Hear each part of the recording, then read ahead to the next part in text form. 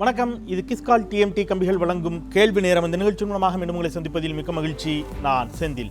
சமூகம் சார்ந்து உங்கள் ஒவ்வொருவருக்குள்ளும் ஓடிக்கொண்டிருக்கும் கேள்விகளுக்கான விடை காணும் நேரம் இது. அந்த வகையில் இன்றைய கேள்வி நேர விவாத பொருள் நாம் நேற்றைய விவாதத்தினுடைய ஒரு நீட்சியாகவே இன்றைய விவாதமும் அமைய இருக்கிறது. நேற்றைய விவாதம் என்பதும் கூட நாடாளுமன்றத்தில் நடைபெற்ற விவாதம்.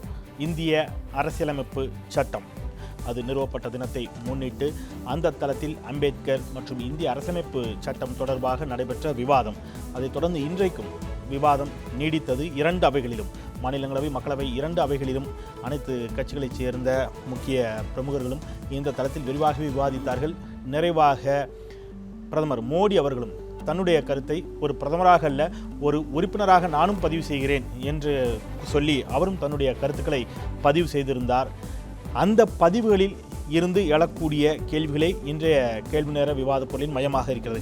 மிக குறிப்பாக பொது சிவில் சட்டம் தொடர்பானது, இடஒதுக்கீடு தொடர்பான கருத்து, அம்பேத்கருடைய கொள்கைகள் தொடர்பாக பிரதமர் பேசிய கருத்து, ஆரியர்கள் குறித்த ஒரு கருத்தை நேற்று காங்கிரஸ் கட்சியினுடைய மல்லிகார்ஜுன கார்கே, மக்களவைத் தலைவர் மல்லிகார்ஜுன கார்கே வைத்திருந்தார். அதற்கு மறுப்பு தெரிவிக்கின்ற விதமாக இன்றைக்கு வெங்கையா நாயுடு மற்றும் ஸ்மிருதி இரானி ஆகியோர் பேசியிருக்கிறார்கள்.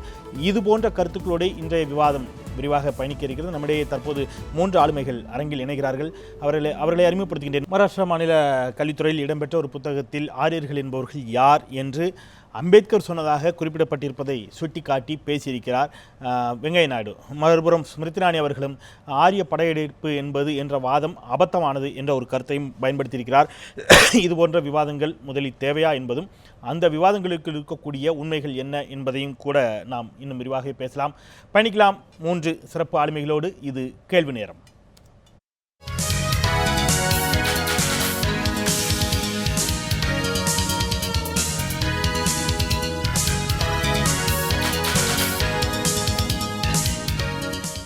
அரங்கில் நம்மோடு இணைகிறார் விடுதலை சிறுத்தைகள் கட்சியின் சார்பில் செய்தி தொடர்பாளர் திரு வன்னி அரசு. வணக்கம், வரவேற்கிறேன். சமூக சமத்துவ படையின் சார்பாக சிவகாமி ஐஏஎஸ் அவர்கள் நம்முடைய இணைகிறார்கள். அவரையும் வணக்கம் தெரிவித்து வரவேற்கிறேன். திரு நரேந்திரன் அவர்கள் தமிழக பாரதிய ஜனதா கட்சியுடைய மாநில பொதுச் செயலாளர் நம்முடைய இணைகிறார். அவருக்கும் வணக்கம் தெரிவித்து வரவேற்கிறேன். மற்றும் ஒருவரை உங்களுக்கு முன்னதாகவே அறிமுகப்படுத்துகின்றேன். காங்கிரஸ் கட்சியின் சார்பில் திரு ஹிதாயத்துல்லா இன்னும் சில நிமிடங்களில் இணைய இருக்கிறார். முன்னதாகவே அவரையும் உங்களுக்கு அறிமுகப்படுத்தி நான் வாதத்திற்குள் பயணிக்கின்றேன். திரு நரேந்திரன் அவர்களிடமிருந்தே வாதத்தை தொடங்கிடலாம்னு நினைக்கிறேன். நீங்களும் கேட்டீங்க அந்த ஆரியர்கள் தொடர்பான அவருடைய கருத்து. நம்ம அதற்குள்ள விரிவாகவே அடுத்த சுற்றுகளில் பயணிக்கலாம். அடிப்படையில் இன்றைக்கு பிரதமர் மோடி பேசுகின்ற பொழுது அவருடைய பேச்சினுடைய தொடக்கமே எப்படி அமையுதுன்னு கேட்டிங்கன்னா, நிறைய கேள்விகளை தொடர்ச்சியாக அனைத்து கட்சி உறுப்பினர்களும் மக்களவையில் அடுக்குகிறார்கள். ஆனால் அவர் சொல்லுகின்ற பொழுது தொடங்குகின்ற பொழுது இப்படி தான் தொடங்குகிறார். எல்லா விவாதங்களுக்கும் ஒரு பிரதமர் பதில் சொல்ல வேண்டும் என்று எதிர்பார்க்காதீர்கள். நான் ஒரு பிரதமராக அல்ல, நானும் ஒரு நாடாளுமன்ற உறுப்பினராக நம்முடைய அம்பேத்கரை பற்றி என்னுடைய கருத்துக்களை பதிவு செய்து அமரவே விரும்புகிறேன்னு சொல்லிட்டு பேசுகிறார். அவருடைய பேச்சுக்களில் பல இடங்களில் இயல்பான கேள்விகளும் சந்தேகங்களும் எழுகின்றன. மிக குறிப்பாக அரசியலமைப்பு சட்டம் காலத்தால் அளிக்க முடியாதது. அம்பேத்கர் ஒரு தலித்தாக பிறந்த காரணத்தினால் மிக கடுமையாக பாதிக்கப்பட்டிருந்தார். ஆனால் ஒருபோதும் அவர் கோபத்தை வெளிப்படுத்தியதே இல்லை. இந்த சமூகம் அவருக்கு தொடர்ந்து விஷத்தை, நஞ்சை கொடுத்தது. ஆனால் அவர் இந்த சமூகத்திற்கு அமிர்தத்தை கொடுத்தார் அப்படின்லாம் பேசிட்டே போகிறார். எங்களுடைய கேள்வி, இந்த நஞ்சை கொடுத்தது யார்? இந்த சமூகம் என்றால் அந்த சமூகம் எந்த சமூகத்தை அவர் சுட்டி காட்டுகிறார்? ஏன் அந்த சமூகத்தை சுட்டி காட்ட தயங்குகிறார்? ஒன்று, எந்த இடத்திலும் அம்பேத்கர் கோபப்படவில்லை அப்படிங்கிற ஒரு வாதத்தை வைக்கிறார். மற்றொரு புறம் வெங்கையா நாயுடு பேசுகின்ற பொழுது இன்னொரு விஷயத்தை சொல்கிறார். அம்பேத்கர் எந்த ஒரு குறிப்பிட்ட மதத்திற்கும், எந்த ஒரு குறிப்பிட்ட சித்தாந்தத்திற்கும், கொள்கைகளுக்கும் எதிரானவராக இருந்ததே இல்லைன்னு சொல்கிறார். அவர் மிக தெளிவாக இந்து மதத்திற்கு எதிராக மிக உறுதியான கருத்துக்களை பதிவு செய்திருக்கிறார். நான் பிறக்கின்ற பொழுது இந்துவாக பிறந்தாலும் இறக்கின்ற பொழுது இந்துவாக இறக்க மாட்டேன்னு சொல்கிறாரு. இது போன்ற வாதங்கள் மக்களவையில் பதிவு செய்யப்படுகின்றன. இது என்ன மாதிரியாக கவனத்தில் எடுத்துக்கொள்ளப்பட வேண்டிய வாதங்கள்? அம்பேத்கருடைய கருத்துக்களிலிருந்து முற்றிலும் முரண்பட்ட வாதங்களை மக்களவையில் வைக்கிறார்கள் என்று எடுத்துக்கொள்ளலாமா? நிச்சயமாக அப்படி எடுத்துக்கொள்ள முடியாது. ஏனென்று சொன்னால், ஒருவர் பேசுகின்ற பொழுது அவர் பேசுகின்ற சூழ்நிலை, அதற்கு முன்பாக அவர் எந்த சூழ்நிலை பேசினார், இன்றைக்கு என்ன சூழ்நிலை இருந்து கொண்டிருக்கின்றது, அவர் அன்றைக்கு எந்த சூழ்நிலை பேசினார், இதெல்லாம் கருத்தில் எடுத்துக்கொண்டு தான் நாங்கள் எந்த ஒரு விஷயத்தையுமே சிந்திக்க வேண்டும். ஆனால் எனக்கு பிரதம மந்திரி பேசுகின்ற பொழுது மிக தெளிவாக நிறைய விஷயங்களை பேசியிருக்கின்ற அந்த விஷயங்களெல்லாம் விட்டுவிட்டு உங்களுக்கு எது சௌகரியமாக இருக்கிறதோ அந்த விஷயத்தை மட்டும் வெளியே எடுத்திருக்கீங்க. பரவாயில்ல, அது தொலைக்காட்சியோட இயல்பு, உங்களுக்கு அதுதான் தேவை, ஒன்றும் பிரச்சனை இல்ல, இல்லை. நான் ஆனால் நேற்றைக்கு பிரதமர் பேசிய எல்லா விஷயங்களையும் குறித்து நம்ம அடுத்தடுத்த சுற்றுகளில் விவாதிக்க போறோம். நான் முதலே சொல்லிட்டேன், நிறைய கேள்வி இருக்குது. எல்லா கேள்வியும் ஒரே நேரத்தில் உங்ககிட்ட அடுக்க முடியாதுங்கிறதுனால தான் நான் தொடக்கத்திலிருந்து நிறைவு வரைக்கும் பேசலாம், நம்ம பயணிக்கலாம். நேற்றைக்கு மல்லிகார்ஜுன கார்கே அவர்கள் நேற்றுக்கு பாராளுமன்றத்தில் பேசிய பேச்சு உண்மையிலேயே அத்தனை பேரும் பார்த்து அத்தனை பேர் மனதையும் உலுக்கி எடுத்து விட்டது. இந்த நாட்டில் பிறந்த ஏதோ அவர் மட்டும்தான் இந்த நாட்டிட பூர்வீக குடி என்பதை போல மற்ற அத்தனை பேரும் ஆரியர்கள் என்பது போல ஒரு விஷத்தை கக்கியிருக்கார். நான் அதை வார்த்தைகள் சொல்ல மாட்டேன், ஒரு விஷம் என்று தான் சொல்வேன். அப்படி பார்த்தால் சிவகாமி அவர்கள் இன்றைக்கு ஆரியனா, நான் ஆரியனா, நீங்கள் ஆரியனா, வன்னியரசு ஆரியனா? நீங்க பதிவு பண்ணுங்க. அது மட்டுமல்ல, அடுத்த வார்த்தை அவர் என்ன சொல்லிக்கிறார், பாராளுமன்றத்திலே ஒரு காங்கிரஸ் கட்சியோட இத்தனை ஆண்டு காலம் ஒரு குழு தலைவர் அடுத்த விஷயம் சொல்லுகிறார், நீங்கள் இந்த அரசியலமைப்பு சட்டத்தில் ஏதாவது நீங்கள் மாற்றத்தை கொண்டு வர நினைத்தால் ரத்தாறு ஓடும் என்று சொன்னாரே. அப்படிப்பட்ட ஒரு நபரை குறித்து இன்றைக்கு நாம் பேச வேண்டியிருக்கிறது ஒரு வேதனையாக இருந்து கொண்டிருக்கிறது.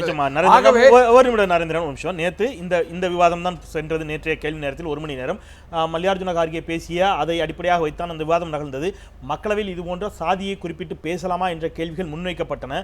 அவர் பயன்படுத்திய வார்த்தைகளை கடுமையான கண்டனத்தோட கேள்விகள் முன்வைக்கப்பட்டன. அது நேற்றைய விவாதம். இன்றைய விவாதத்தில் என்னுடைய கேள்வி என்பது, நேற்றும் சரி தொடர்ந்து சொல்கின்ற பொழுது பாஜகவின் சார்பில் வைக்கப்படக்கூடிய வாதம் என்பது, அம்பேத்கர் நசுக்கப்பட்டார், ஒடுக்கப்பட்டார், அவமானப்படுத்தப்பட்டார், ஆனால் அத்தனையும் தாண்டி அவர் ஒருபொழுதும் இந்தியாவை விட்டு செல்ல வேண்டும் என்று நினைத்ததே இல்லை, அனைத்தையும் சகித்துக் கொண்டது இங்குதான் இருந்தார் என்று காரணிகள். நான் அதான் கேட்கிறேன். இல்ல, நான் என்னுடைய கேள்வி நான் நேரடியாக வரேன். என்னுடைய கேள்வி என்பது, யாரால் ஒடுக்கப்பட்டார், எதற்காக நசுக்கப்பட்டார், எப்படி அவமானப்படுத்தப்பட்டார், இதை மக்களவையில் ஏன் பேசவில்லை?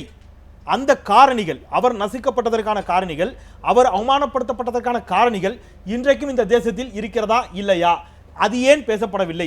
அதை நீக்குவதற்கு என்ன செய்ய வேண்டும்? நான் பாஜகவை நோக்கிலாம் கேள்வி வைக்கல, யாரும் இதுக்கு நீங்க தனிப்பட்ட முறையில் காரணம் காங்கிரஸ்லாம் கேட்கல, எல்லோருக்கும் கூட்டு முயற்சி இருக்கிறது. இது ஏன் விவாதிக்கப்படவில்லை அப்படிங்கிறதான் கேள்வி. இந்த நாட்டில் என்றைக்கு தீண்டாமை என்கின்ற ஒரு வார்த்தை உருவானதோ அன்றைக்கு உருவானதோ இந்த பிரச்சனை. இந்த நாடு, இந்த மதம், இந்து மதம் என்பது மதம் அல்ல, இது பல்வேறு மதங்களுடைய இந்த நாட்டில் இருக்கிற ஒரு கலாச்சாரத்தின் அடிப்படையில் இருந்து வாழ்ந்து கொண்டிருக்கிற ஒரு வாழ்க்கை முறை தான் இந்த இந்து மதம் என்பது. ஆனால் இன்றைக்கு அம்பேத்கர் அவர்கள் அவர் பேசுகின்ற விஷயத்திலே, அவர் சொல்லுகின்ற விஷயத்திலிருந்து பிரதம மந்திரியோடு ஒரு சில விஷயங்களை கோடிட்டு காட்டியிருக்கின்றார். முரண்பாடான விஷயமாக இருக்கிறது அப்படிங்கிறதா விவாத பொருளே. ஆமா, இன்றைக்கும் அந்த விஷயங்கள் நடந்து கொண்டு தான் இருக்கிறது. இன்றைக்கு சமீபத்தில் இன்றைக்கு நான் கேள்வி தான் திருப்பி கேட்கிறேன். நான் என்ன கேட்கிறேன்னா, அம்பேத்கர் எந்த இடத்துலையும் கோபப்படலைன்னு பிரதமர் பேசுகிறார். அவர் கோபப்பட்டிருக்கிறார், மிக கடுமையாக கோபப்பட்டிருக்கிறார். அவருடைய கோபத்தின் உச்சம் தான் அவர் மதம் மாறியது. அவர் தெளிவாக சொல்றாரு, நான் பிறக்கும்போது இந்த மதத்தில் பிறந்துட்டேன். நான் சொல்றது, அவர் ஒடுக்கப்பட்டதற்கான காரணம் அந்த மதம் தான் அவர் சொல்றாரு. ஆனால் அவர் கோபப்படவில்லை அப்படின்னு மோடி பேசுகிறார், பிரதமர் பேசுகிறார், பாஜகவுடைய மூத்த அமைச்சர்கள் பேசுகிறார்கள். அரசியல் ரீதியாகவும் அவர் கோபப்பட்டிருக்கிறார். அவர் அமைச்சரவையிலிருந்தே வெளியேறினார், அது அரசியல் ரீதியிலான கோபம். சமூக ரீதியான கோபமும் அவர் பட்டிருக்கிறார். இது எதுவுமே இல்லை, அவர் சகித்துக் கொண்டு இருந்தார், சகிப்புத்தன்மையோடு இருந்தார் என்று சொல்வது எந்த அளவிற்கு? அதாவது மனுஷனுக்கு இயல்பான கோபம் என்பது வேறு, அதாவது அடிப்படையில் அந்த வெறுப்புணர்வு வந்து வேறு. அந்த வித்தியாசத்தை நாம் புரிந்து கொள்ளாத இந்த பிரச்சனை. திருப்பி வரேன் சிவகாமி அவர்களிடம்.